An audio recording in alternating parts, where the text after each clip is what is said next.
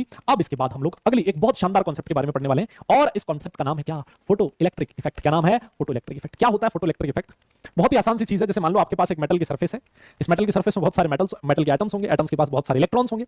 यहां पर जब आप एक सर्टेन फ्रीक्वेंसी की लाइट, है ना, क्या कर रहे हो आप लोग, यहां पर एक लाइट इसकी सरफेस पे डाल रहे हो, है ना, लेकिन एक सर्टेन फ्रीक्वेंसी की लाइट डालने से आपने एक चीज नोटिस करी कि ये जो मेटल की सरफेस है ये अपनी सरफेस से इलेक्ट्रॉन बाहर निकाल देती है, मेटल की सरफेस इलेक्ट्रॉन्स इजेक्ट कर देती है। और किसी भी मेटल की सरफेस से इलेक्ट्रॉन का जो इजेक्शन होता है उन इलेक्ट्रॉन्स को बोला जाता है photo electrons, and this phenomena is known as photo electric effect. इस फिनोमेना को क्या बोला जाता है? Photo electric effect. बहुत ही आसान सिंपल सी चीज है ना। ये इससे पता लगता है। इस तरह का आपने एक सेटअप ले रखा है ना, इधर से आपकी लाइट आ रही है, ये लाइट जैसे आके इस मेटल की सरफेस को हिट करेगी, यहां से इलेक्ट्रॉन्स बाहर निकलेंगे, ये इलेक्ट्रॉन इधर से इधर की तरफ मूव करेंगे, सर्किट कंप्लीट होगा और यहां पर जो मीटर है उसमें डिफ्लेक्शन आएगा। जैसे मीटर में डिफ्लेक्शन आएगा मतलब करंट फ्लो हुआ है। करंट फ्लो हुआ है तो तभी पॉसिबल हो सकता है जब कोई पार्टिकल इधर से इधर आके सर्किट कंप्लीट करे, मतलब इलेक्ट्रॉन्स का इजेक्शन हुआ है।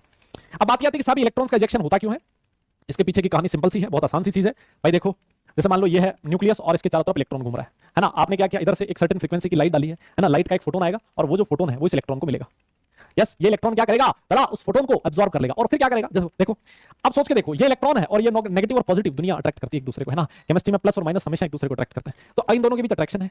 और आपने क्या किया, इस अट्रैक्शन देखा नहीं, दुनिया से अट्रैक्शन नहीं देखा जाता भाई दो लोगों का, है ना। तो दुनिया क्या करेगी, इस अट्रैक्शन को तोड़ना चाहेगी। यस, और इस अट्रैक्शन को तोड़ने के लिए आपको क्या करना पड़ेगा, इस इलेक्ट्रॉन को एनर्जी देनी पड़ेगी। यस, है ना, आपको क्या करना पड़ेगा, इस इलेक्ट्रॉन को एनर्जी देनी पड़ेगी। केमिस्ट्री में जब भी फोर्स ऑफ अट्रैक्शन तोड़ना हो आपको एनर्जी देनी पड़ती है।